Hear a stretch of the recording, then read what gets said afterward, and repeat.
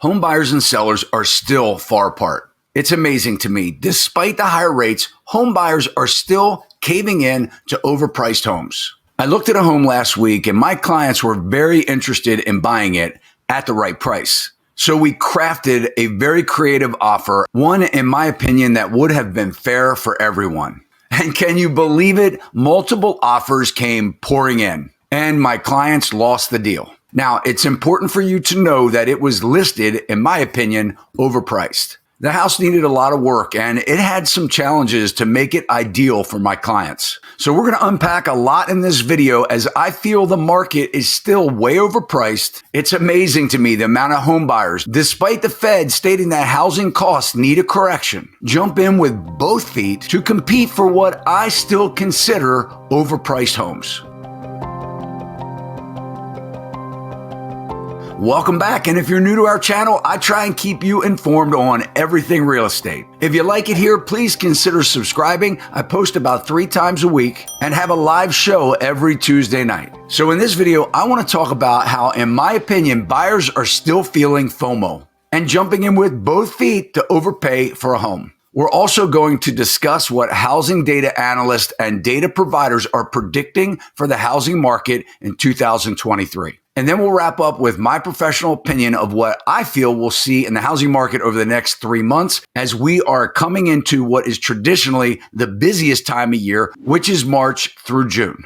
So I have many buyers right now that are actively looking for their primary residence, as well as many real estate investors that are looking for more rental properties. And of course, none of these buyers want to overpay and everybody wants a fair deal. And guys, most of what I still look at every single day, in my opinion, is overpriced. And I ask myself over and over again, who's pricing the homes? Is it the seller or is it the real estate agent? Now, I'm not talking about $2,000 or $3,000 overpriced. In many cases, I'm talking about $40,000 to $50,000 still overpriced on a $250,000 home. So that's like 15 to 20% overpriced. The problem with this is if the economy doesn't soon get better and interest rates stay high, that may mean that you've overpaid up to 40 or 50% on a home. In this scenario, it would mean that a home buyer that recently purchased a home, should they have to sell within the next 5 years, that they will be underwater.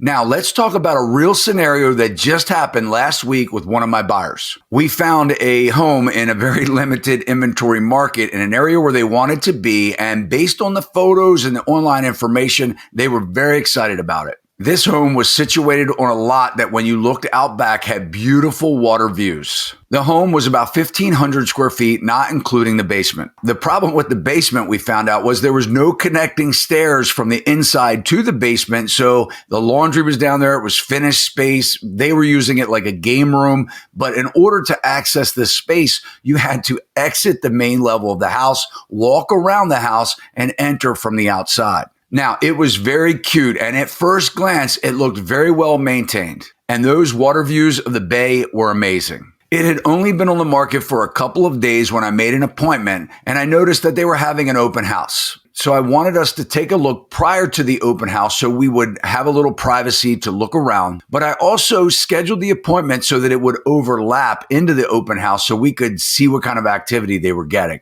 Now, this was a very beautiful day. It was sunny. It was mild temperatures despite being January. But once the open house time began, I could see cars starting to line up. They were wondering where they were going to park because the driveway was full, and it became very busy very quickly. We left approximately 45 minutes into the open house, and I counted at least 8 different sets of buyers. When chatting with the listing agent, they had indicated that the previous couple of days prior to the open house, there were a lot of showings, and he was expecting a multiple offer situation. After my clients had toured the home, we sat down for a bit afterwards, and they decided to throw their hat in that ring as well. The house went under contract the very next day. Now, I told you that it had beautiful water views, and it appeared to have a very nice backyard. While we were there, I further investigated the lot.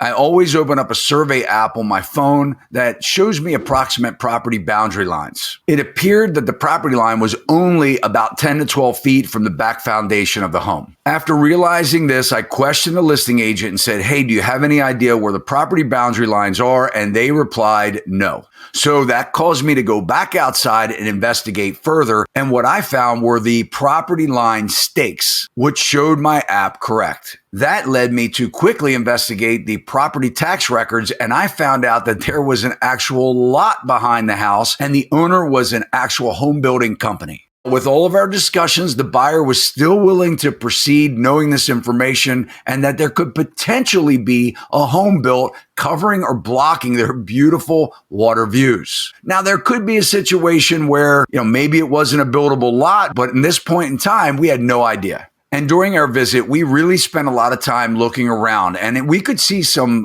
obvious repairs that needed to be made, including what appeared to be some needed repairs to the wood siding of the home. So all of these things were considered when we presented what I thought was a very reasonable offer. The offer included home inspection contingencies, and this allowed us time to investigate whether that lot could be built on or not.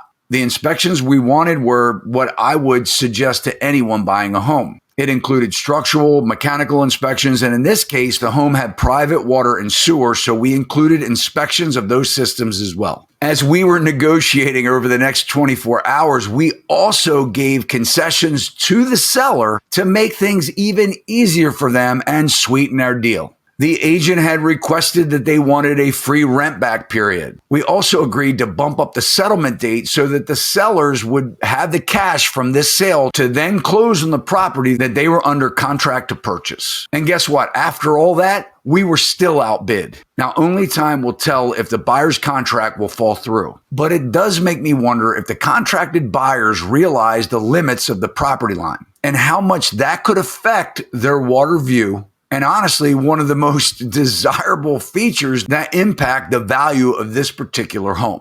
And if they did realize the property line was so close to the house, will they take the time to check with the county to see if it's a buildable lot? Did they waive their inspection rights to beat us out? Did they pay more than my client's offer? I can only imagine, but I certainly hope that they didn't get caught up in the bidding war to later realize buyer's remorse like so many other buyers have in the last several years. Okay, so as promised, let's talk about some of those housing predictions that very popular analysts, some of which you may or may not like, had to say. Wells Fargo has recently reported that they expect housing prices to decline 5% in 2023. And housing market analyst Ivy Zellman, and by the way, guys, Ivy famously predicted the 2008 housing market crash, as she has indicated that she feels that home prices will decline in 2023 by 4% and an additional 5% in 2024. Moody's Analytics, the provider of financial intelligence tools, says that they expect a 5 to 10% drop. Capital Economics, who considers themselves to be a world leader in providing independent economic insight, says housing prices will drop at least 8% over the next year. Zillow Group, who also owns Trulia, says that this February's prices will have dropped almost 18% year over year. And Pantheon Macroeconomics, the claimed unbiased provider of independent macroeconomic research, predicts that housing prices will drop by 20% by the middle of 2023. So what's the disconnect here? I'm seeing buyers now with 7.65% 30-year mortgage rates, buyers paying multiple points to get to 7%. And in my opinion, most of these buyers are still purchasing overpriced homes. Do these buyers see something that these data analysts don't? So here's what I think. I think if you're in the market to purchase a home right now, make certain to keep your emotions in check. And if you want to engage in a bidding war to buy a home, please make sure that you have at least 6 months of emergency funds in your bank account. And that's after you put any money down and pay for your closing costs. Please do not waive any of your inspections and make sure that you're checking the property lines before you put in your offer. And to check those property lines, if your agent doesn't already have one, you can download a phone app to do so. And please be extra cautionary when buying a home if you feel that you may need to sell within 5 years. I believe this housing market downturn is just in the beginning phase. And unless the Fed pivots this year, housing may experience a very turbulent time ahead. Thanks, guys, for watching this video. If you received value from it, you can hit that thumbs up. It will let me know that you did, and also help the algorithms to share it with more people. And if you haven't already done so, hit the subscribe button and the alert bell so that you're informed every time we upload real estate content like this. See you next time. Sachs Realty, Maryland broker number 607720, office number 443-318-4514, equal housing opportunity.